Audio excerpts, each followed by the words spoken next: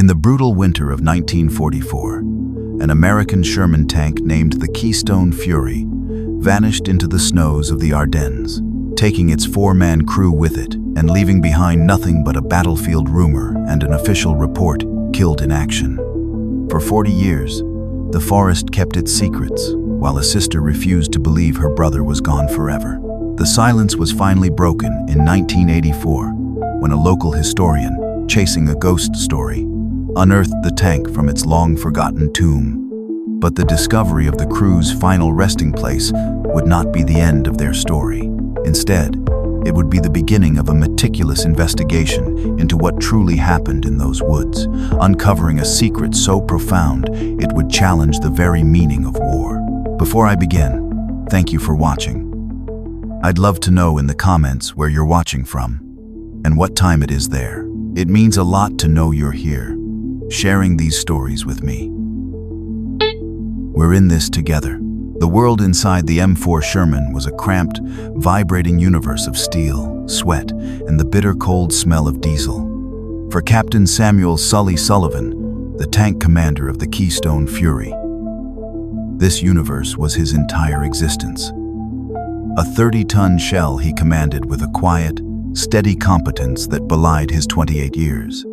From his perch in the commander's cupola, the snow-choked Ardennes forest was a series of fleeting, menacing vignettes framed by the narrow vision slit. Every skeletal tree, every drift of white, could be hiding a Panzerfaust or a German infantry squad. The air inside was thick with the metallic tang of gunpowder and the anxious breathing of his crew, a sound he had come to know better than his own heartbeat. They were cut off, a solitary steel island in a sea of German gray, pushed deep behind enemy lines by the ferocious, unexpected tide of the Wehrmacht's winter offensive. The radio, manned by the crew's youngest, Private First Class Leo Thorne, crackled with static, and the distant, desperate shouts of other units being systematically dismantled. They were alone. "Anything, Leo?" Sully's voice was calm, a practiced anchor in the chaos. He kept his tone even, knowing the boys fed off his composure. "Nothing but ghosts, Captain." Leo's voice came back, thin and reedy through the intercom. "The whole net's gone to hell." Down in the gunner's seat, Corporal Frankie Costello from Chicago, chewed his lip, his eyes glued to the periscope, his hands gripping the traverse wheel so tightly his knuckles were white. Frankie was all bravado and sharp edges, a loud-mouthed city kid who fought with a coiled, furious energy. He was the first to crack a joke and the first to spot a threat, his aggression a thin shield for the terror that lived in the pit of his stomach. "Let 'em come," Frankie muttered, his voice a low growl. "Just give me something to shoot at, Sully. I'll send 'em back to Berlin in pieces." Sully didn't respond. His focus was outward, his mind a constant, running calculation of angles, threats, and escape routes that were rapidly ceasing to exist. He trusted Frankie's aim implicitly, just as he trusted the man at the controls, Technician 5th grade Dean Deano Peterson. Deano, a farm boy from Minnesota, was the tank's soul. He drove with a preternatural smoothness, his connection to the Sherman's right whirlwind engine almost mystical. He could feel its rhythms, diagnose its ailments by a subtle shift in vibration, and coax it to life when by all rights it should have been a dead hulk of metal. Right now, that engine was their only hope, its steady, throaty rumble the sound of survival. "Easy, Deano," Sully said, his eyes catching a flicker of movement to their right. "Keep us tucked behind that ridge. Let's see what we've got." The Keystone Fury lumbered forward, its tracks churning through the deep snow, the hull groaning in protest against the cold. They were following a narrow logging trail, a path that was supposed to lead them toward a rumored pocket of American resistance near St. Vith. But the map was a liar, and the forest was a labyrinth. The trees pressed in on them, their snow-laden branches scraping against the turret like skeletal fingers. The world was a monochrome of white and gray, a landscape bled of all color and warmth. It was disorienting, hypnotic, and deadly. The first sign of trouble was a sound, a sharp crack that wasn't a rifle. It was the sound of a dry branch snapping under a heavy boot. Frankie saw it a split second later. Right side, infantry, he yelled, his body tensing as he swung the 75mm main gun around. Sully dropped down from the cupola, sealing the hatch with a heavy clang that echoed the finality of their predicament. He peered through his own periscope, his heart rate kicking up a notch. He saw them now, a squad of German soldiers in winter whites, materializing from the trees like vengeful spirits. They were armed with rifles, but one man carried the dreaded Panzerfaust, its stubby, menacing shape a promise of fiery death. Gunner, he. Target infantry. Sully's command was clipped, precise. Fire when ready. On the way, Frankie shouted. The tank rocked as the 75mm cannon roared, the shell screaming into the trees and erupting in a violent blossom of fire, snow, and black earth. The explosion sent shrapnel scything through the German squad, and for a moment, the threat seemed neutralized.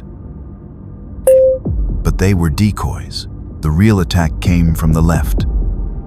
A hollow whoosh, a sound that every tanker dreaded, cut through the air.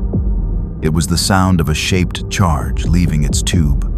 Sully didn't even have time to shout a warning. The world became a deafening, violent concussion of white light and searing heat.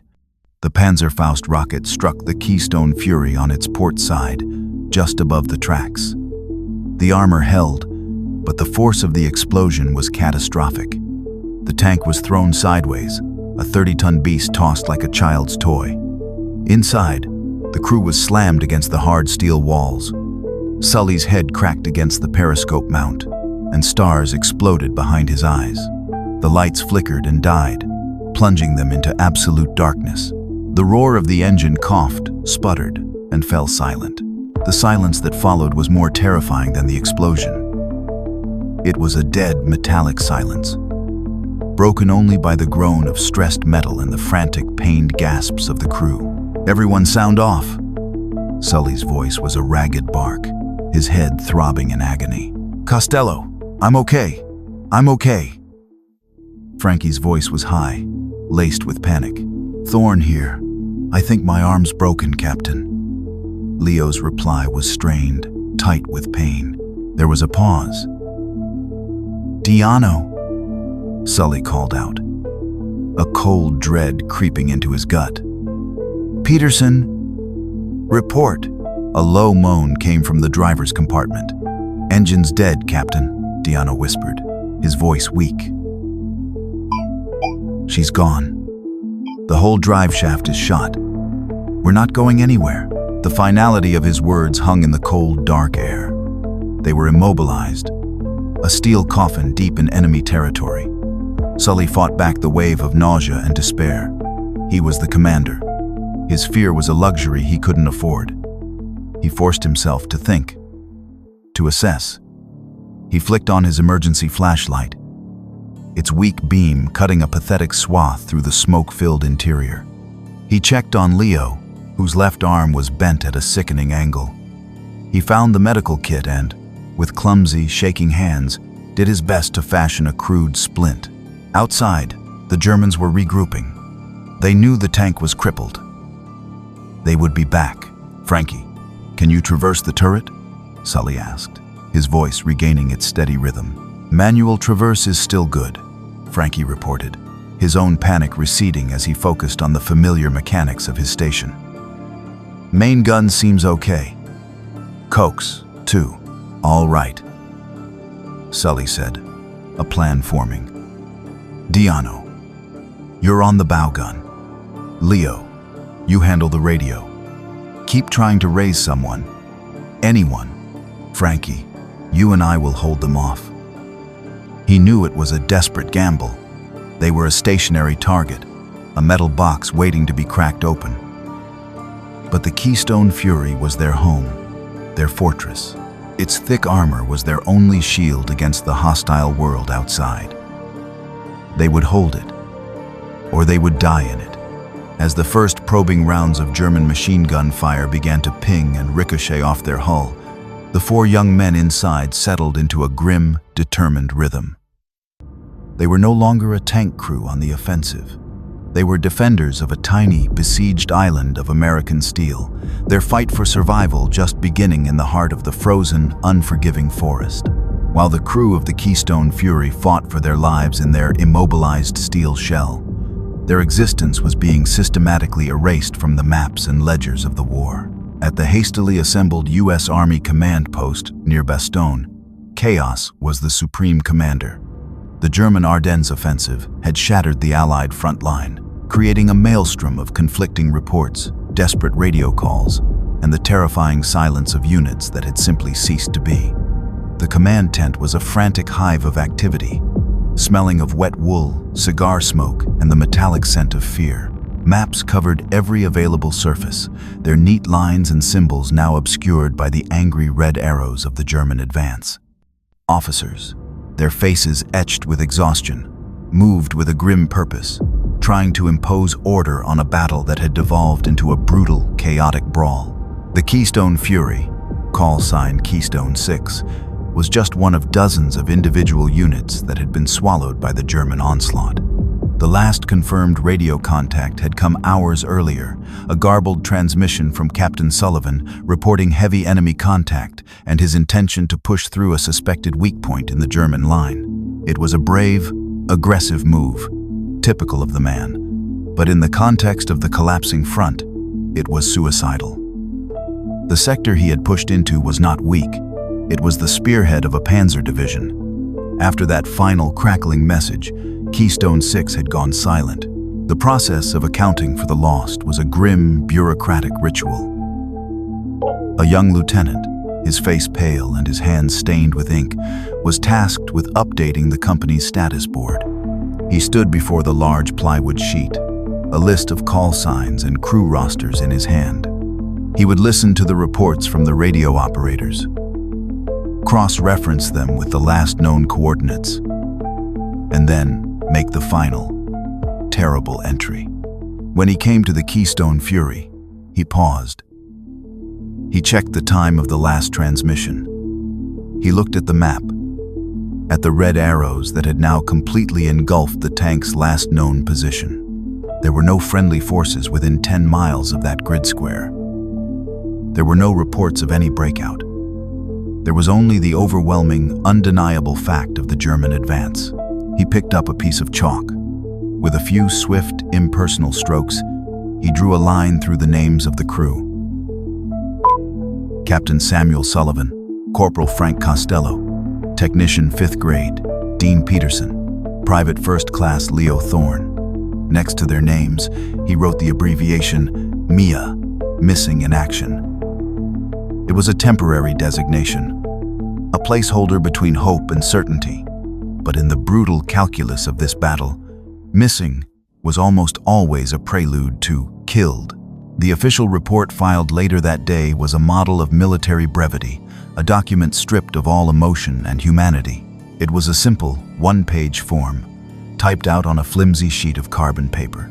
Unit: 10th Armored Division, Company C, Vehicle ID, M4A3 Sherman, Keystone Fury. Crew: Sullivan S, Capt. Costello F, CPL. Peterson D, T5. Thorne L, PFC. Date of last contact: 18 December 1944. Last known coordinates: grid reference. Status: vehicle and crew reported missing in action following heavy enemy engagement. Last known position has been overrun by enemy forces. No further communication established. Presumed lost, this document, and others like it, began a slow, inexorable journey up the chain of command, from the company clerk to the battalion headquarters, from the regimental command to the highest echelons of the Allied command in Europe. At each step, the story of the Keystone Fury became less about 4 men trapped in a frozen forest and more about a single, quantifiable data point in a vast and complex equation of war. The tank was a lost asset, its crew a statistic to be added to the daily casualty reports. The declaration of killed in action would come weeks later, with the Battle of the Bulge still raging, and with no new information forthcoming, the Army had to make a determination. The designation, MIA, was a state of limbo that could not be maintained indefinitely. A board of officers convened, reviewed the file, the single-typed page, and made the logical, unavoidable conclusion. The Keystone Fury and its crew had been destroyed in combat. The official change in status was authorized. Back in the United States, this decision triggered another bureaucratic process, one that was far more personal and devastating. 4 separate telegrams were prepared by the War Department. Each was addressed to a different family in a different part of the country: a coal mining town in Pennsylvania, a bustling neighborhood in Chicago, a quiet farm in Minnesota, and a small logging community in Oregon. The telegrams were delivered by solemn-faced men in uniform, their presence on any doorstep a harbinger of unspeakable grief. The words were stark, formulaic, and offered little comfort. The Secretary of War desires me to express his deep regret that your son, husband, name, has been reported killed in action on 18 December 1944 in Belgium. The department appreciates your great anxiety, but details are not now available and will be furnished when received. For the families, this piece of paper was the end of a story. It was a brutal, definitive statement that their loved one was gone, consumed by a distant war in a place they could barely pronounce. There was no body to mourn, no grave to visit, only the cold, impersonal words of the United States Army. The Keystone Fury and the 4 men who had called it home had been officially erased. They were now ghosts, their names destined to be carved onto memorials. Their true fate, a secret locked away in the frozen, silent heart of the Ardennes forest, buried under a shroud of snow, steel, and the fog of war. The official record was closed. The case of the Keystone Fury was settled, another tragic but unremarkable loss in a conflict that had produced millions of them. 40 years is a lifetime. It is long enough for empires to fall, for cities to be rebuilt from rubble, and for the sharp, searing pain of grief to settle into a dull, permanent ache, a phantom limb that throbs with the changing of the seasons. For Clara Thorne, now 57, the 40 years since the winter of 1944 had been a long, quiet vigil. The official story of her older brother, Private First Class Leo Thorne, was a single, brutal sentence in a telegram, a sentence that had cleaved her life in 2. Killed in action. The words were a wall of granite, impenetrable and absolute. But in the deepest, most stubborn corners of her heart, she had never truly accepted them. Her life in 1984 was a quiet one. She lived in the same small house in Oregon, where she and Leo had grown up, a house filled with the ghosts of their shared childhood. She had never married, had never had children of her own. Her life's work had been as the town librarian, a keeper of other people's stories, perhaps because her own family's most important story had been left so tragically unfinished. She was a kind, gentle woman, but there was a deep, unassailable sadness in her eyes, a shadow that had never lifted. The unresolved nature of Leo's death had been the defining tragedy of her existence. It wasn't just his absence, it was the not knowing. The killed in action designation felt like a bureaucratic convenience, a way for the army to close a file. How had he died? Where was he? Was he buried under a simple white cross in a field in Europe, his grave marked, "Known but to God"?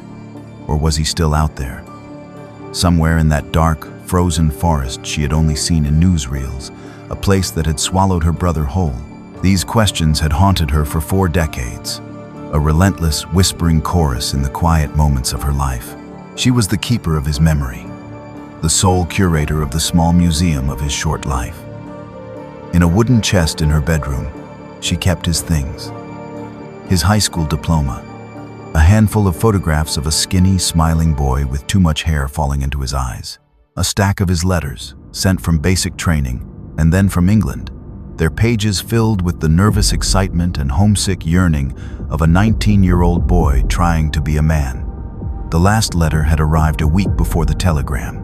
It was cheerful, full of bravado about his tank crew, the best damn crew in the 10th Armored. He wrote about his captain, Sully, with a hero-worshipping reverence. He joked about the loud-mouthed gunner, Frankie, and the quiet, steady driver, Diano. He described their tank, the Keystone Fury, as if it were a living thing, their protector. "Don't you worry about me, Clara," he had written. "We're safe in the Fury. She'll see us through." That letter was both a comfort and a torture. It was the last piece of him she had, the last time she had heard his voice. But its youthful optimism stood in such stark, cruel contrast to the silence that had followed. Over the years, she had tried to find out more. In the 1950s, she had written letters to the Department of the Army, pleading for more information.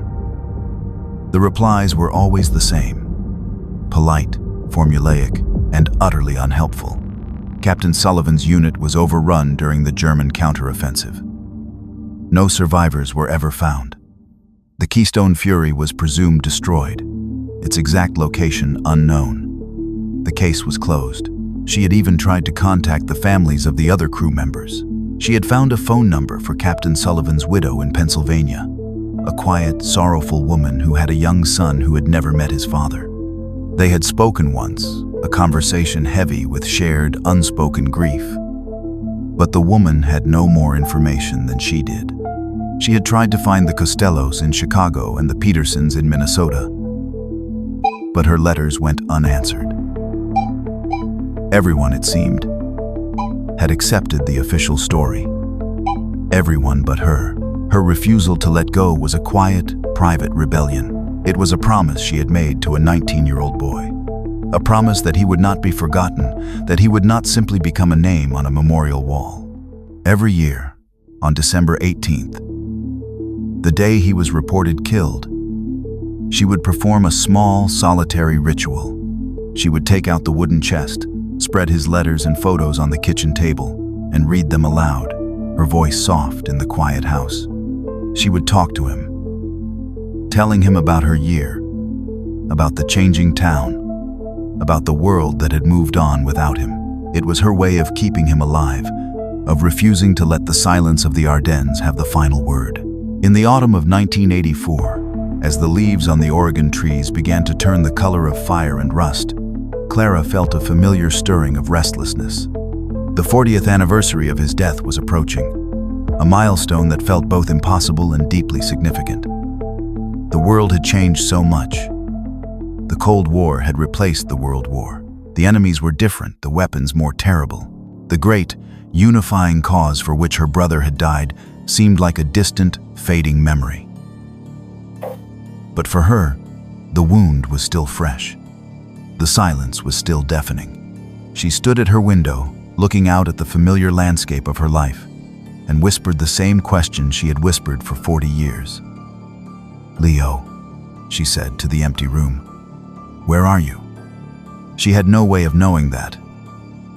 An ocean away, in a dark and quiet forest in Belgium, a man with a metal detector was about to find the answer. Across the Atlantic, in the rolling, densely wooded landscape of the Belgian Ardennes, Jean-Luc Dubois moved with the quiet, patient determination of a man on a sacred mission. A history teacher in the small village of Houffalize, a town that had been reduced to rubble in the winter of 1944 and then painstakingly rebuilt, Jean-Luc was a guardian of his region's violent, heroic past. He was in his late 40s, a tall, lean man with a scholarly stoop and eyes that seemed to be constantly scanning the ground, searching for the echoes of history that lay just beneath the surface. The Battle of the Bulge was not an abstract historical event for him. It was the defining story of his childhood. He had been a small boy then, huddled in a freezing cellar with his family, listening to the terrifying symphony of war raging above them, the thunder of artillery, the chatter of machine guns, the terrifying, earth-shaking rumble of tanks. The battle was in the soil of his home, in the memories of the village elders, and in the very fabric of his identity.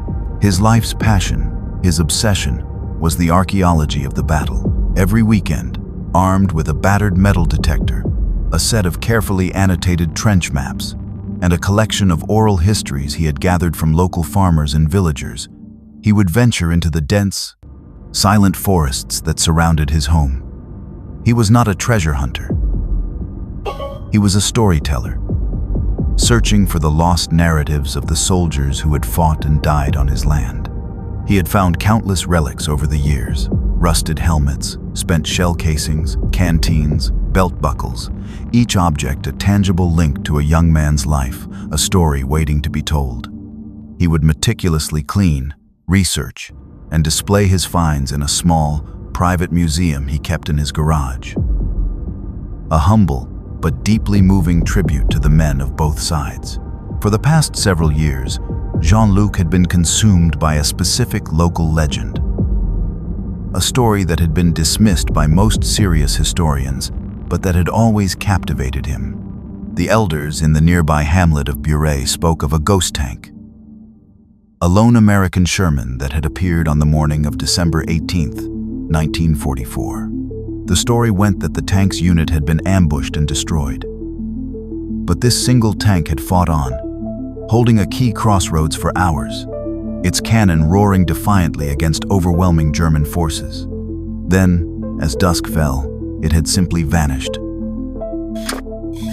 Some said it had been destroyed by a German panzer. Others whispered that it had slipped away into the forest, its crew trying to make it back to the American lines. No one knew for sure. It had become a piece of local folklore, a ghost story whispered by old men. But Jean-Luc believed that every legend had a kernel of truth. He approached the story not as a folklorist, but as a historian, a detective. He spent months in local archives, cross-referencing American unit histories with captured German battle reports. He found a brief mention in the log of a German infantry division of a stubborn American tank that had held up their advance for several hours at a crossroads matching the villagers' description. The report noted that the tank was eventually neutralized and the advance continued, but there was no mention of its destruction, no confirmation of a kill. The official record was as ambiguous as the legend. His most valuable resource was a hand-drawn map given to him by an elderly farmer named Antoine. As a boy, Antoine had hidden in his hayloft and watched the battle for the crossroads. He had drawn the map years later, marking the positions of the German guns and the last known location of the American tank. He told Jean-Luc that after the tank fell silent, he had seen a German patrol move towards it. But then a sudden, violent snow squall had swept through the area, reducing visibility to zero. When the storm passed, the tank was gone. The Germans, eager to continue their advance, had apparently not bothered to search for it. The map led Jean-Luc to a section of the forest that was particularly dense and overgrown. It was an area that had been replanted after the war, and the thick stands of pine made it nearly impassable. It was here, the farmer had insisted, that the tank had last been seen, near an old, man-made berm that had once served as a firebreak. For 2 years, Jean-Luc had been searching this area, a frustrating, painstaking grid search with his metal detector. He had found plenty of shrapnel, a few rifle cartridges, but nothing to suggest the presence of a 30-ton tank. He was beginning to think the old man's memory had played tricks on him, that the ghost tank was destined to remain a ghost. On a crisp, clear Saturday in October of 1984, Jean-Luc returned to the area for what he told himself would be the last time. He was feeling discouraged, the trail grown cold. He decided to focus on the base of the old berm, a feature he had previously avoided because the soil was so dense and rocky. He swung the detector's coil over the ground, the steady, monotonous beep in his headphones, a familiar companion. He walked for an hour, finding nothing. Then, as he neared a spot where the berm curved sharply, the detector suddenly screamed in his ears. It was not the intermittent chirp of a small piece of metal. It was a solid, overwhelming signal. A deep, resonant tone that spoke of a massive object buried deep beneath the earth. His heart began to pound in his chest. He slowed his breathing, trying to contain his excitement. He swept the coil back and forth, mapping the object's dimensions. It was huge, at least 10 feet wide and much, much longer. It was exactly where a tank would be. He dropped to his knees, his hands trembling slightly as he pulled his small entrenching tool from his pack. He began to dig, the shovel scraping against rocks and cutting through the thick web of roots. The soil was heavy, compacted by 40 years of rain and snow. He dug for an hour, sweat stinging his eyes, his initial excitement giving way to a grim, focused determination. About 2 feet down, his shovel struck something hard with a loud, jarring clang. It was not the dull thud of rock. It was the unmistakable sound of steel. The clang of his shovel on buried steel echoed through the silent forest, a sound that was both a conclusion and a beginning. For Jean-Luc Dubois, it was the culmination of a lifelong quest, the moment when folklore solidified into fact. He knelt in the shallow pit he had dug, his breath coming in ragged bursts, a profound sense of awe washing over him. He was no longer just a history teacher with a hobby. He was an archaeologist on the verge of a major discovery, a custodian of a long-lost secret. He knew, with an unshakable certainty, that he had found the ghost tank. The work that followed was slow, deliberate, and reverent. He spent the rest of that weekend carefully excavating the area around the initial point of contact. He did not dig haphazardly. He worked with the precision of a surgeon, clearing the soil away inch by inch, treating the site not as a buried object, but as a tomb. As he worked, the scale of what he had found became apparent. The object was not just buried, it had been entombed. The old berm he had been searching near was not a firebreak. It was the edge of a massive, man-made earthwork. It became clear that the tank had been deliberately buried, pushed into a deep ditch or a natural ravine, and then covered with tons of earth and rock. A hasty but effective burial. By Sunday evening, as the light began to fade from the autumn sky, he had uncovered a section of rusted, pitted steel about 3 feet square. It was the top of a turret. And in the center of that square, he found what he was looking for. A heavy, circular piece of metal with a distinctive handle. It was the commander's hatch. He ran his fingers over its cold, rough surface, a tangible link to the men who had been sealed inside 40 years earlier. He felt a deep, powerful wave of emotion triumph mixed with a profound and somber sense of responsibility. His quest was over, but a new, more important one was just beginning. Jean-Luc knew that this discovery was far too significant for his small, private museum. This was a war grave. It belonged to the authorities, to the families of the men inside. The following morning, he contacted the local Belgian police, who in turn notified the American embassy in Brussels. The bureaucratic wheels began to turn, slowly at first, and then with increasing speed and gravity. Within a week, the quiet patch of forest in the Ardennes was transformed into a restricted military zone. The U.S. Army's Central Identification Laboratory, based in what was then West Germany, was tasked with leading the recovery. The unit, known as CILHI, was a unique branch of the military, a team of soldiers who were also archaeologists, forensic anthropologists, and historians. Their mission was to travel the world, searching for and identifying the remains of American service members from past conflicts. They were the keepers of the promise that no soldier would be left behind. The man chosen to lead the Keystone Fury recovery was Major Elliot Hayes. Major Hayes was a perfect fit for the job. He was a quiet, methodical man in his early 40s, with the patient demeanor of a scholar and the precise, disciplined mind of a forensic specialist. He was not a combat soldier. His battles were fought against time, against the decay of evidence, and against the fading of memory. He arrived at the site with his team and immediately established a strict protocol. The area was cordoned off, and a large tent was erected over the excavation site to protect it from the elements. The recovery of the Keystone Fury would be treated with the solemnity and scientific rigor of an archaeological dig. The first step was to remove the tons of earth that covered the tank. This was done not with a bulldozer, but with shovels and brushes, the same tools used to excavate an ancient ruin. As the soil was slowly peeled back, the full form of the Sherman tank was revealed. It was resting at a sharp angle, its front end buried deeper than its rear, as if it had been driven into a pit. Its tracks were broken, and there was a large, jagged hole in its side armor, the clear mark of a Panzerfaust. But remarkably, the tank was largely intact. The name, Keystone Fury, was still faintly visible on the side of the turret, painted in what had once been a cheerful, optimistic yellow. The atmosphere among the recovery team was one of hushed reverence. They were all acutely aware that they were in the presence of the dead. This was not just a piece of military hardware. It was a time capsule, a sealed environment that held the final moments of 4 young men. After days of painstaking work, the tank was fully exposed. The moment had come to open the hatch. Major Hayes himself did the honors.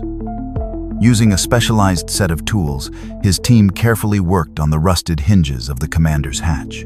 After 40 years, it was frozen shut. They worked for hours, the silence in the tent broken only by the scrape of metal on metal. Finally, with a loud groaning screech, the hatch broke free. A wave of cold, musty air, untouched for 4 decades, washed out of the dark interior.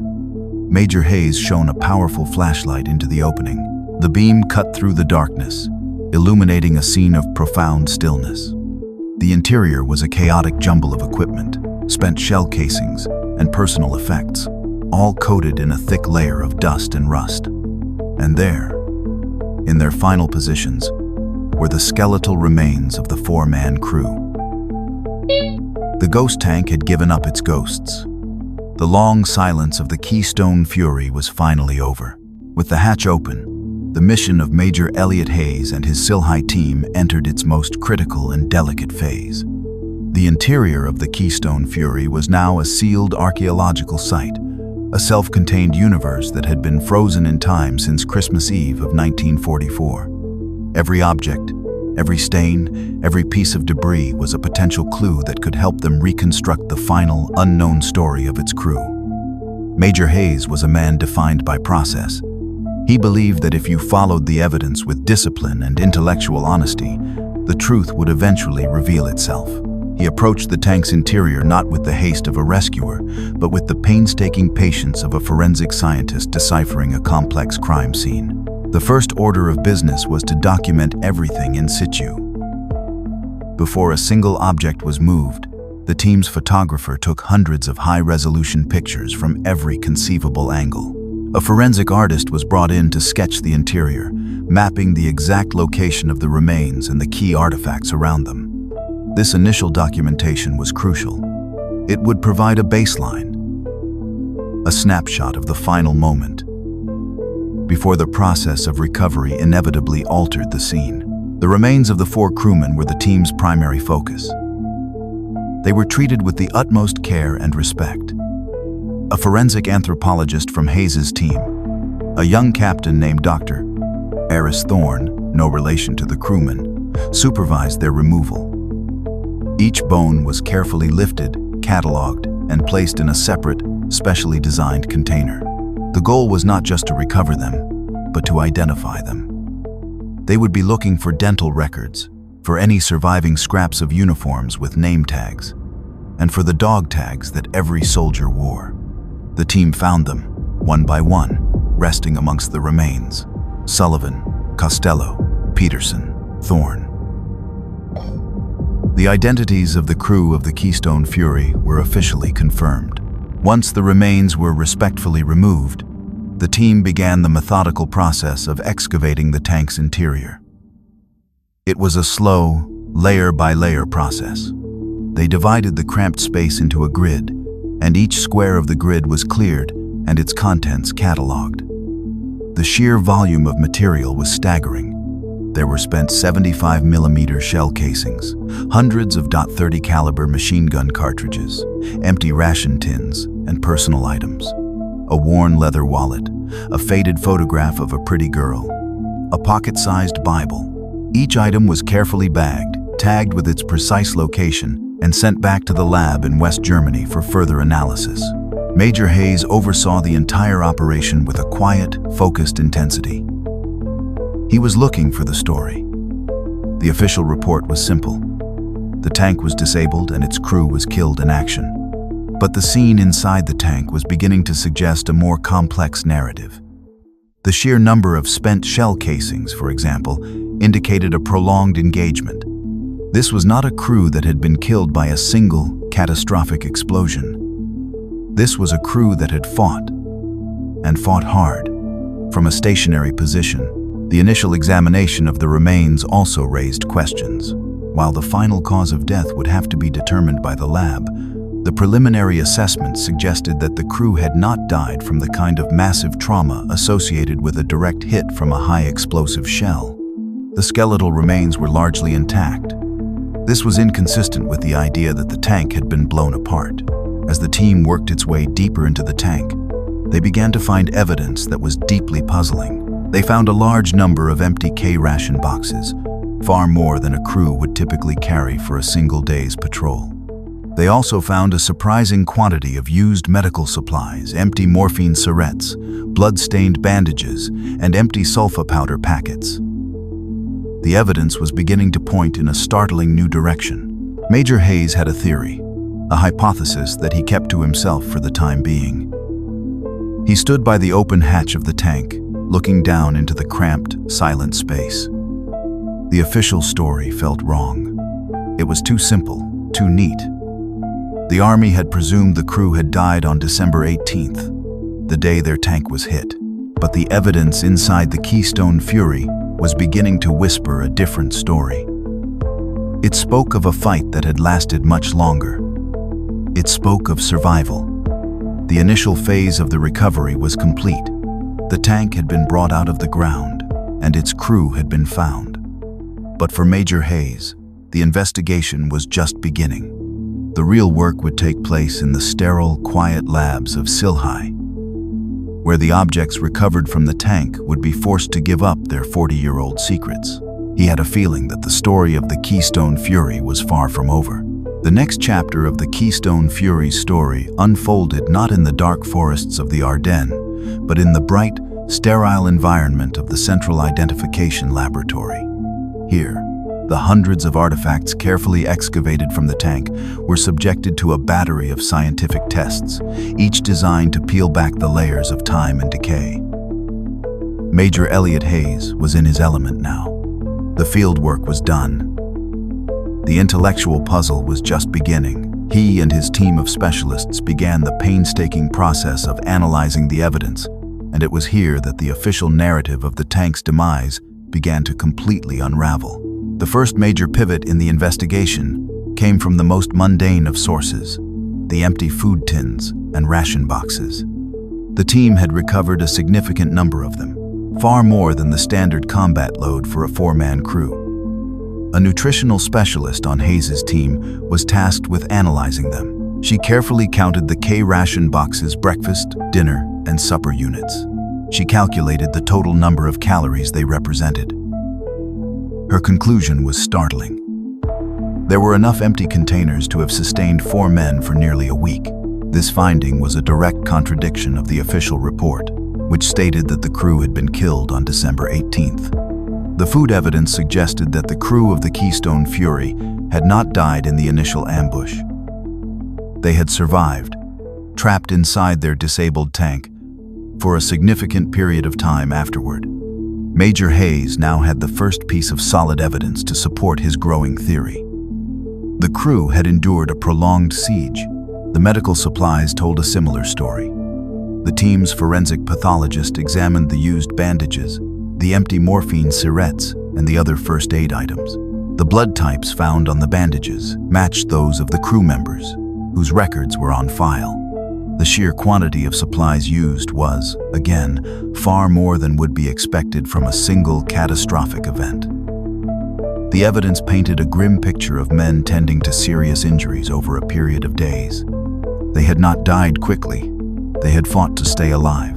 The most compelling piece of evidence in this first phase of the analysis came from the remains of Private First Class Leo Thorne. His skeleton showed a clean, well-set fracture of the left ulna and radius. The forensic anthropologist, Dr. Thorne, noted that the bones showed the very early stages of healing, a process known as callus formation. This biological process takes several days to begin. A man who had died on December 18th would have had a simple, fresh break. Leo Thorne's bones told an irrefutable story. He had lived for at least 5 to 6 days after his arm was broken in the initial Panzerfaust attack. Major Hayes assembled his team in the lab's briefing room. On a large whiteboard, he began to construct a new timeline. Day 1, December 18th. Keystone Fury is ambushed and immobilized. PFC Thorne sustains a broken arm. The crew survives the initial attack. Days 2-6. The crew remains inside the tank, consuming their rations and treating their injuries. They are, for all intents and purposes, besieged. This new timeline was a revelation. It transformed the story from a simple combat loss into a harrowing tale of survival against impossible odds. Hayes could almost picture the scene inside the tank. The 4 men, trapped in the cold, dark, cramped space, rationing their food, tending to their wounds, listening to the sounds of the battle moving on without them, their hope slowly draining away with each passing day. It was a story of incredible courage and endurance, but this new understanding of the timeline created an even deeper mystery. The team had recovered all of the American issue K-ration boxes from the tank. The nutritional analysis had been precise. There were enough rations for 4 men for approximately 3 days. Yet the biological evidence from Leo Thorne's remains proved that he had lived for at least 6 days. There was a discrepancy, a 3-day gap in the food supply. Where had the extra food come from? Hayes and his team went back to the evidence logs, re-examining every artifact recovered from the tank. They had cataloged several dozen empty food tins that were different from the standard American K-rations. They were small, metal cans, some of which still had faint traces of their paper labels. They had been provisionally cataloged as non-standard supply items. At the time, it was assumed they were perhaps personal items the crew had brought with them. Now, these tins became the central focus of the investigation. A specialist in military logistics was brought in to examine them. He carefully cleaned one of the tins, revealing the faint, Gothic script of the manufacturer's stamp on the bottom. He consulted a series of obscure reference manuals, books filled with the technical specifications of military equipment from all nations. After an hour of cross-referencing, he found a match. He looked up at Major Hayes, his expression a mixture of excitement and utter disbelief. "Major," he said, his voice quiet. "You're not going to believe this. These tins, they're German. Standard issue Wehrmacht rations. The contents would have been canned meat and black bread." The room fell silent. The implications of this discovery were staggering. The first pivot in the case, the realization that the crew had survived for days, was now overshadowed by a second, far more shocking one. The crew of the Keystone Fury had not only survived for 6 days, but for at least half of that time. They had been sustained by food provided by the enemy. The investigation had just taken a turn into the unbelievable. The identification of the German food tins sent a shockwave through the Silhai laboratory. The revelation landed with the force of a physical blow, shattering every preconceived notion about the fate of the Keystone Fury. The case, which had already been transformed from a simple combat loss into a story of survival, now took a sharp, inexplicable turn into the territory of the surreal. Major Elliot Hayes stood in the sterile quiet of the lab, staring at the small corroded metal can on the examination table. This single, mundane object had become the heart of an impossible mystery. An American tank crew trapped behind enemy lines, being fed by the German army? It made no sense. It violated the fundamental logic of war. The immediate, cynical assumption was that the crew had been captured and were being held as prisoners inside their own tank, with their captors providing them with meager rations. This was a plausible, if grim, scenario. It would explain the presence of the German food. But as Hayes and his team delved deeper into the forensic evidence, this theory began to fall apart. First, there was the matter of the tank's defenses. The sheer number of spent .30 caliber machine gun cartridges found inside the tank, particularly around the bow gunner's position, indicated that the crew had been actively defending their vehicle for a prolonged period. This was not the behavior of prisoners. This was the behavior of soldiers still in the fight. Second, there was the condition of the crew's weapons. Their Monet carbines were found loaded and within easy reach of their final positions. Prisoners of war would have been disarmed immediately. The fact that the crew of the Keystone Fury had retained their personal weapons was a powerful argument against the capture theory. The most definitive piece of evidence, however, came from a microscopic analysis of the German food tins themselves. A forensic technician on Hayes's team, a specialist in trace evidence, examined the tins under a high-powered electron microscope. He was looking for fingerprints. The rusted, corroded surfaces made it a long shot, but modern forensic techniques could sometimes lift latent prints from even the most degraded materials. After days of painstaking work, he found a partial thumbprint on the paper label of one of the cans, preserved by a thin layer of paraffin wax that had coated the label. The print was run through every available database. It did not match any of the 4 American crew members, nor did it match any known Allied personnel. On a hunch, Hayes requested access to a database of German military records that had been captured at the end of the war. It was a massive, largely uncatalogued collection of paperwork. The search was a needle in a haystack. But after a week of computerized cross-referencing, they got a hit. The thumbprint belonged to a Feldwebel sergeant named Matthias Weber, a veteran of the German 12th Panzer Division. His unit's records confirmed that he had been operating in the exact sector where the Keystone Fury had been lost. This discovery was the second, and most profound, pivot in the investigation. The crew had not been captured. The evidence now pointed to a far more incredible scenario. A single German soldier, acting alone, had discovered the trapped American crew and, for reasons unknown, had chosen to help them. He had secretly brought them food and, as a subsequent analysis of the medical supplies would prove, German-issue bandages and antiseptics. The team re-examined the medical evidence with this new theory in mind. They had initially been puzzled by the presence of several types of bandages that were not standard American issue. They now identified them as German Wehrmacht field dressings. The sulfa powder packets, too, were of German origin. The story was becoming clearer and yet more unbelievable. The American crew, injured and starving, were being kept alive by the secret, compassionate actions of an enemy sergeant. Major Hayes felt a sense of profound awe. In his years of investigating the dead, he had seen the worst of what human beings could do to each other. He had excavated mass graves and examined the remains of men killed by unimaginable violence. But this was something new. This was evidence of a quiet, courageous act of humanity in the midst of the war's most brutal and dehumanizing battle. He was no longer just investigating a case.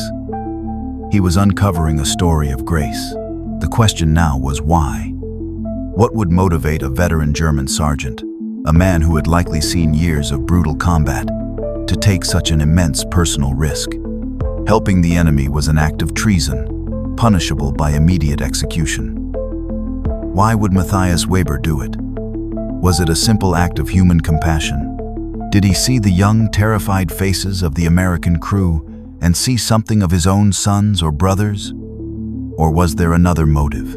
The case had been transformed once again. It was no longer a mystery about how the crew had died, but a puzzle about how they had lived. And at the center of that puzzle was a ghost, a German sergeant named Matthias Weber, whose thumbprint on a can of meat was the only evidence of his incredible and likely fatal act of compassion. The investigation now had a new focus: to find out who Matthias Weber was, and to understand the choice he had made in that frozen forest 40 years earlier. The Keystone Fury was no longer just a war grave. It was a monument to a secret and profound act of humanity. The discovery of Feldwebel, Matthias Weber's identity, and his secret aid to the American crew forced Major Elliot Hayes to abandon all conventional military logic. The neat, predictable axioms of warfare, kill or be killed, us versus them, did not apply here. He was now operating in the far more complex and ambiguous realm of human psychology. He had to step out of the mindset of a soldier and into the mind of a man who, in the heart of a brutal war, had chosen compassion over conflict. He began to construct a new theory, a narrative built not on battle tactics, but on a foundation of shared humanity. Hayes initiated a deep dive into the German military archives, searching for every scrap of information he could find on Matthias Weber. The records were sparse, but they painted a picture of a man who was far from a Nazi fanatic. Weber was in his late 30s in 1944, an older, more seasoned soldier than the teenage boys and old men who made up much of the German army by that late stage of the war. He was a veteran of the Eastern Front, a detail that Hayes found particularly significant. A man who had survived the unimaginable horrors of the war in Russia would have had no illusions about the glories of combat.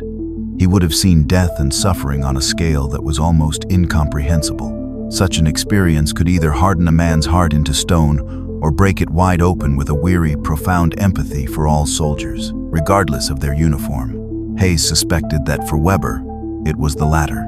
The most important document they found was a copy of Weber's personnel file. In it was a small, grainy photograph of a serious-looking man with kind eyes, and listed under the section for next of kin was his wife and his son, Carl, who would have been 18 years old in 1944. He was almost the same age as the Keystone Fury's youngest crewman, Leo Thorne. This, Hayes believed, was the key. The new theory began to crystallize in Hayes's mind. He presented it to his team, not as a conclusion, but as a working hypothesis, a story that fit the strange, contradictory evidence they had uncovered. The narrative began on December 18th. Feldwebel Weber's unit was part of the German force that had ambushed and overrun the American 10th Armored Division's position. After the main battle had moved on, Weber, perhaps on a patrol, or simply surveying the aftermath, had come across the disabled but intact Keystone Fury. He would have approached it with caution, expecting it to be a tomb, but then, perhaps he heard a sound from within, or perhaps his soldier's intuition told him that the tank was not dead. Instead of calling in an anti-tank team to destroy it, or reporting it to his superiors, he had done something extraordinary. He had made contact. Hayes could only speculate on how this had happened.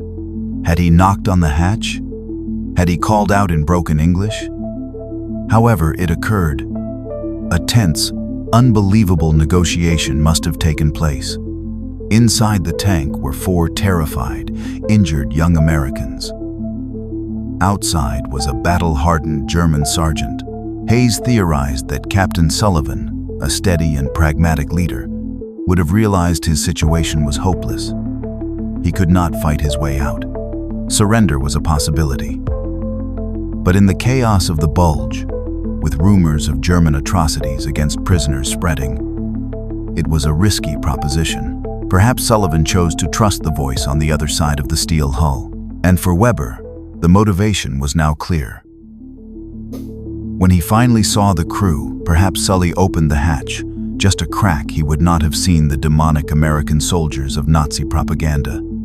He would have seen boys. He would have seen his son, Carl. In that moment of recognition, the war, with its grand strategies and its hateful ideologies, would have shrunk to the scale of 4 young men trapped in a steel box, and one man's decision to help them. So, the secret pact was made. For the next several days, under the cover of darkness and falling snow, Matthias Weber had become their lifeline. He would have stolen food and medical supplies from his own unit's stores, a crime that would have meant certain death if he were caught. He would have crept through the frozen forest to the disabled tank, delivering the life-saving supplies, perhaps exchanging a few quiet, whispered words with Captain Sullivan. It was an act of incredible, sustained bravery, a lonely rebellion against the madness of the war. This new theory explained everything. It explained the German rations and medical supplies. It explained why the crew had not been taken prisoner, but had been allowed to keep their weapons. It explained their survival for 6 long days. It was a story that was both beautiful and terrifying, a testament to the best and worst of human nature. But the story had a tragic, inevitable ending. The Keystone Fury had been destroyed, and its crew was dead. And Matthias Weber was listed in the German records as missing in action as of December 24, 1944. He had vanished on the same day that the American crew had likely met their end. The conclusion was inescapable. Their secret pact had been discovered. The theory of compassion now had a dark final chapter. Someone else had found the tank, and they had not been as merciful as Sergeant Weber. The investigation had reached another turning point. Hayes now knew, with a high degree of certainty, how the crew of the Keystone Fury had lived. The final, terrible question was how they and the German soldier who had helped them had died.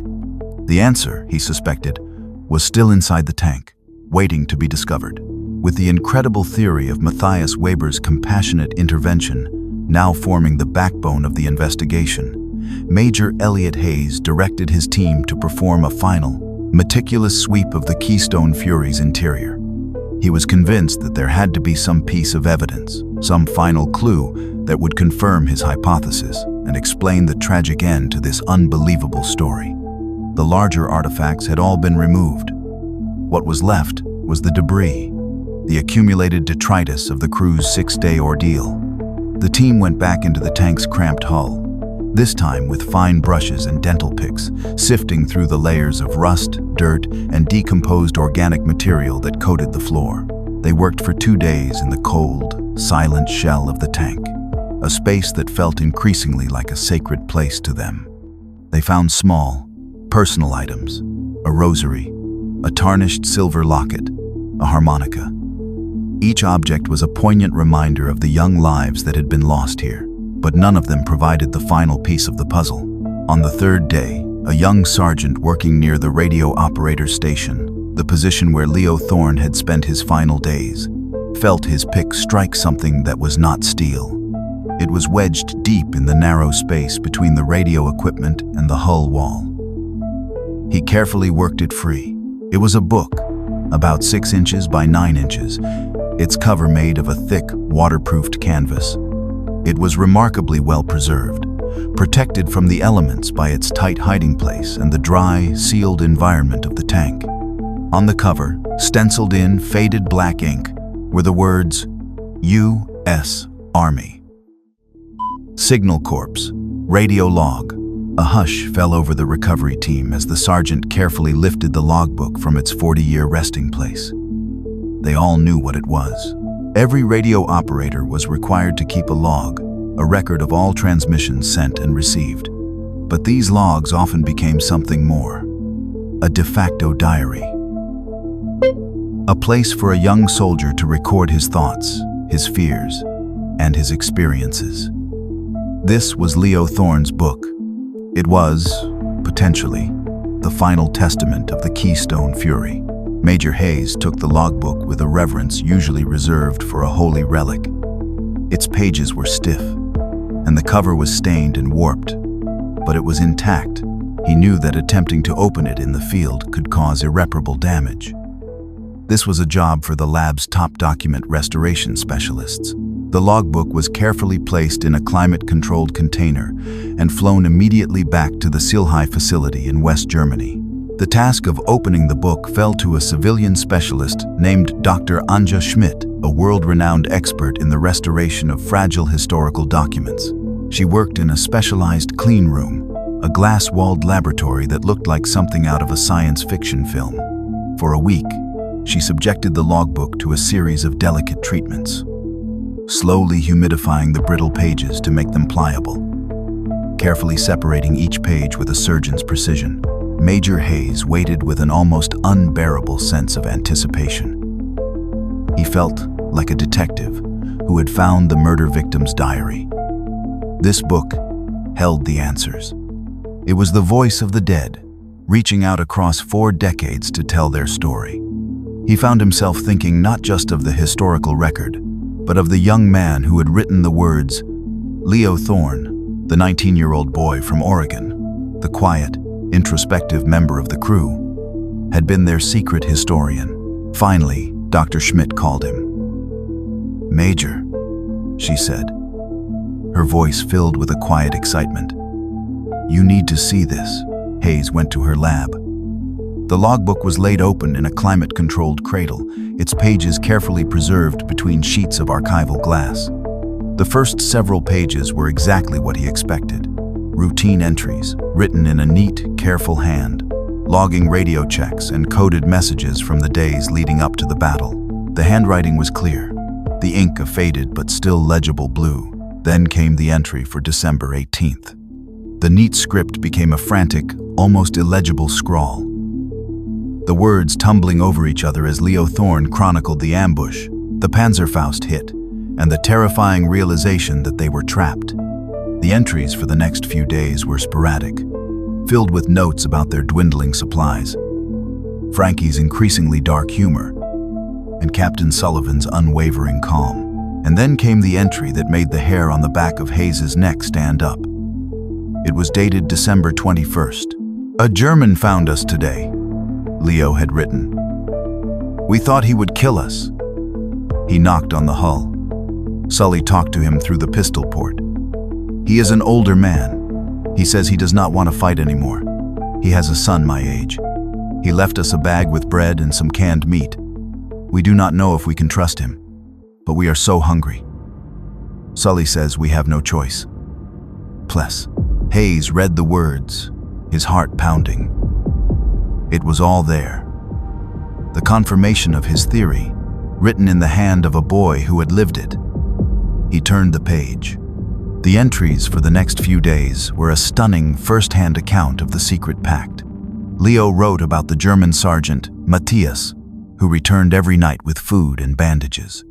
He described the quiet, whispered conversations between Matthias and Captain Sullivan. He wrote that Matthias had shown Sully a picture of his son, Carl. He was not the enemy. He was their savior.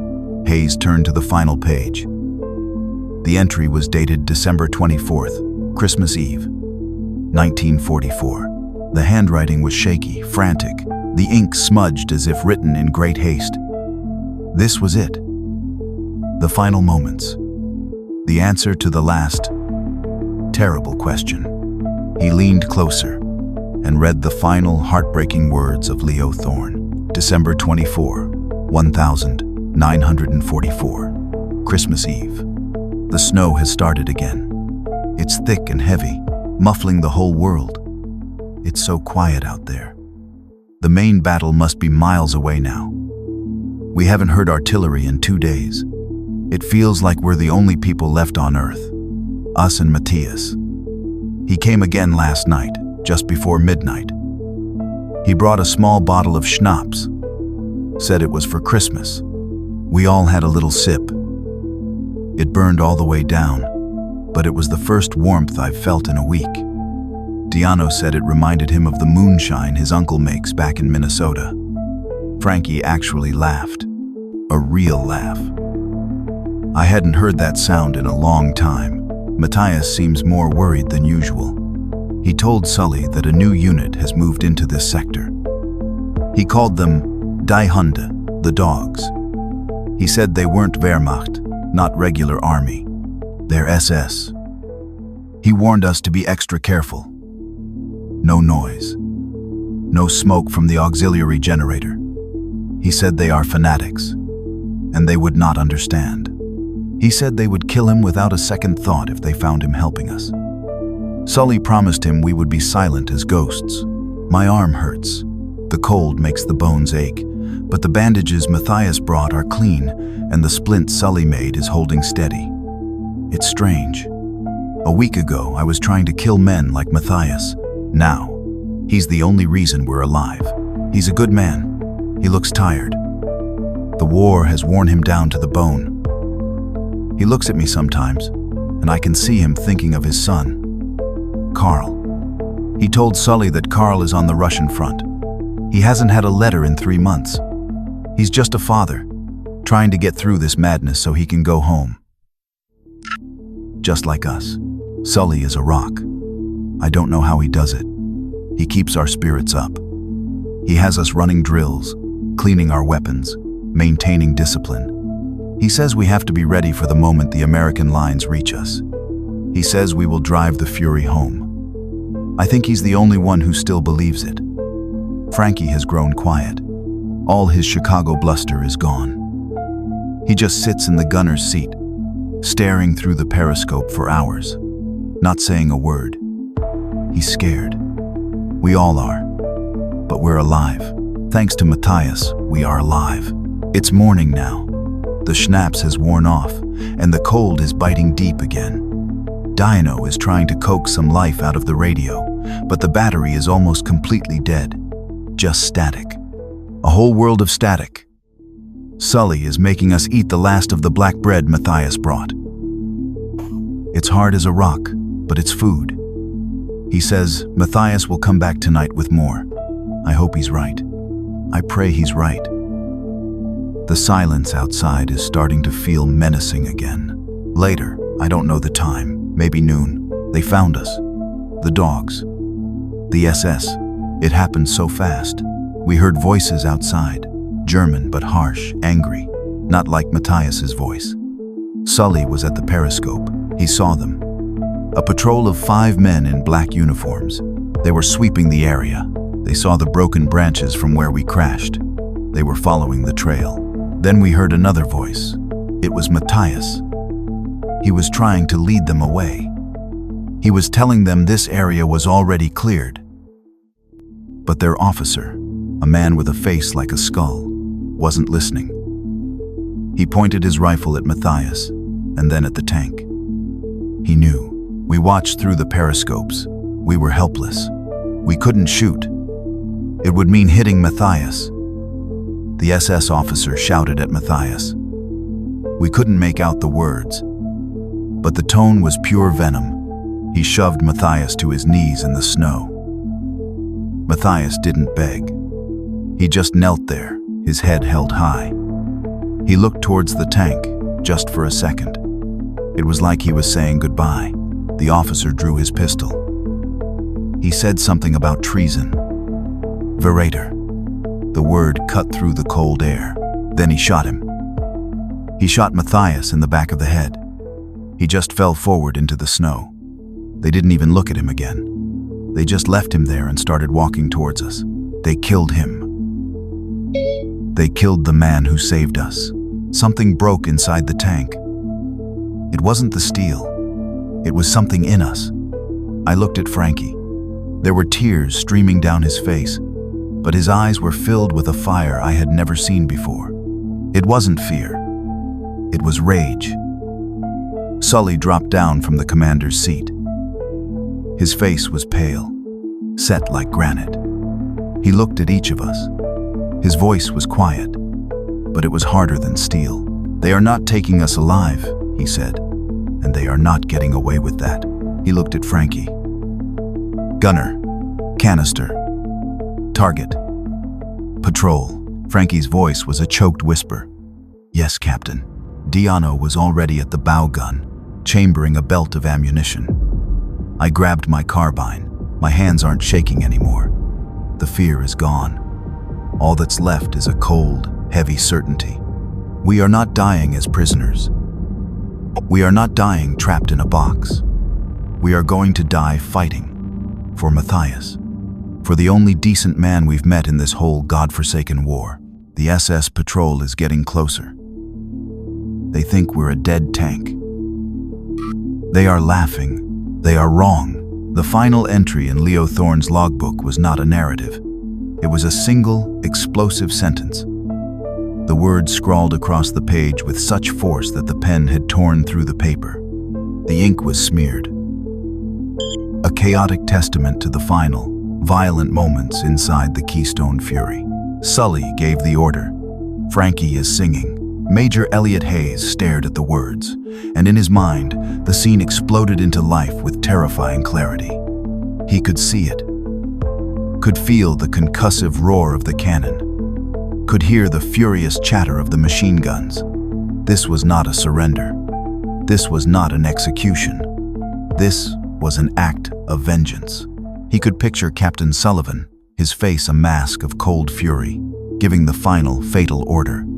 He could see Diano Peterson, the quiet Minnesota farm boy, hunched over the bow gun, his gentle hands now instruments of death, unleashing a torrent of .30 caliber rounds at the approaching SS patrol. He could see Leo Thorne, his broken arm useless, firing his carbine out of the pistol port, adding his own small measure of defiance to the storm.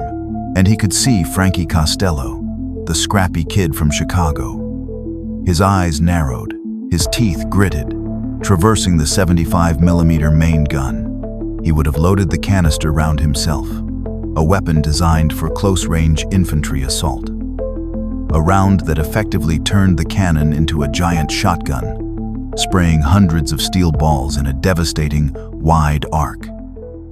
As the SS patrol, arrogant and unsuspecting, walked into the kill zone, Frankie would have fired. The logbook said he was singing. Hayes imagined it was some loud, defiant song from a Chicago bar, a final, profane roar of defiance against the darkness. The ambush would have been brutally effective. The SS patrol, caught completely by surprise, would have been scythed down in a storm of shrapnel and machine gun fire. For a few brief, glorious moments, the Keystone Fury, the ghost tank, had roared back to life, not to save itself, but to avenge the murder of the enemy soldier who had become their friend. But it was a victory that could only be measured in seconds. The SS were fanatics, but they were also brutally efficient soldiers.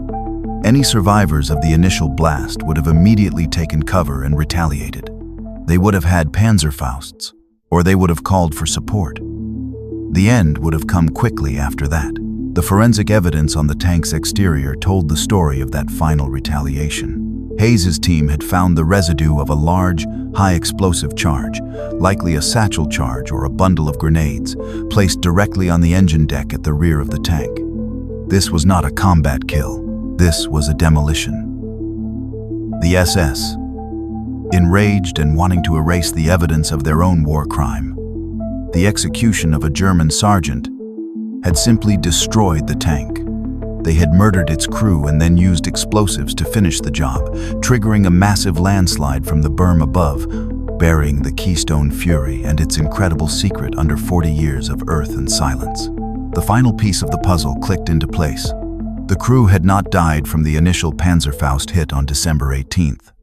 They had died on Christmas Eve, in a final, defiant blaze of glory, not as victims, but as warriors avenging an act of compassion. The official report was wrong. Their story was not one of tragic loss, but of incredible, unexpected heroism. The investigation was complete. Major Hayes had pieced together the entire unbelievable narrative, from the ambush to the secret pact with Matthias Weber to the final, vengeful stand. He had followed the evidence, and it had led him to a truth that was more profound and more moving than he could ever have imagined. The case of the Keystone Fury was closed, not with a simple bureaucratic stamp, but with a story of honor, sacrifice, and a bond that transcended the hatred of war. Now, there was only one thing left to do. He had to tell the world, and more importantly, he had to tell Clara Thorne. The journey home for the crew of the Keystone Fury was one of solemn ceremony. The remains of Captain Samuel Sullivan, Corporal Frank Costello, Technician 5th Grade Dean Peterson, and Private First Class Leo Thorne were placed in flag-draped coffins and flown from Germany back to the United States. 40 years after they had vanished into the snows of the Ardennes, they were finally coming home. They were buried with full military honors, their gravestones bearing not the cold, ambiguous date of their official loss, but the true date of their final stand. December 24th, 1944. Their story, declassified and released by the Army, became a brief but powerful sensation, a tale of incredible endurance and unexpected humanity that captured the nation's imagination. But for Major Elliot Hayes, the mission would not be truly complete until he had fulfilled one last personal duty. A few weeks after the funeral, he flew to Oregon. He drove through the green rolling hills of the state, a landscape so different from the dark, crowded forests of the Ardennes, and found his way to the small, quiet town where Leo Thorne had grown up. He pulled up to a modest, well-kept house, a place that seemed untouched by time. In his briefcase, he carried a single, precious object: Leo Thorne's restored logbook. Clara Thorne answered the door. She was an older woman now, her hair gray and her face lined with the quiet sorrows of a long life. But her eyes were bright and intelligent. She knew who Major Hayes was. He had spoken to her on the phone, informing her of the discovery and the unbelievable story it had revealed. She led him into her living room, a space filled with old photographs and the quiet dignity of memory. A picture of a smiling 19-year-old Leo sat on the mantelpiece. They sat for a long time, and Major Hayes, in a voice that was both gentle and precise, told her everything. He did not spare her the grim details, but he focused on the heroism, the endurance, and the incredible act of compassion that was at the heart of the story. He told her about Captain Sullivan's leadership, about Frankie's and Diano's courage. He told her about the German sergeant, Matthias Weber, a man who had seen her brother not as an enemy, but as a boy like his own son. He described how Leo and his crew had not died as victims, but had fought to the last, not for themselves, but to avenge the murder of this good man. He told her that her brother had not died alone or in despair, but in a final, defiant act of honor. As she listened, 40 years of unresolved grief, of unanswered questions, began to wash away. The tears that streamed down her face were not just tears of sorrow, but of pride, of understanding, and of peace. The cold, impersonal telegram that had haunted her for her entire adult life was finally replaced by a story. A real, human story of courage and grace. Finally, Major Hayes opened his briefcase. He took out the restored logbook, its pages now carefully preserved in archival plastic. "The Army has its official copy," he said softly. "But I believe the original belongs here, with his family." He handed the book to her. Clara took it with trembling hands. She opened it and saw the familiar, neat handwriting of her brother, the boy she remembered. She saw his final frantic scrawl, and for the first time she understood. Her brother had not been a ghost, a statistic. He had been a hero, and he had left her this, his final testament, a gift across time. She looked up at Major Hayes, her eyes shining with tears. "Thank you," she whispered, her voice thick with an emotion too deep for words. "After all this time, you brought my brother home." Major Hayes simply nodded. His work was done. He had followed the evidence, and it had led him not just to the truth, but to this quiet, sacred moment of resolution. The story of the Keystone Fury was finally complete. It was a story of a war, and of the men who had fought it. But it was also a story of a sister who had never stopped waiting, and of a promise, finally kept, that no soldier and no act of courage would ever truly be forgotten.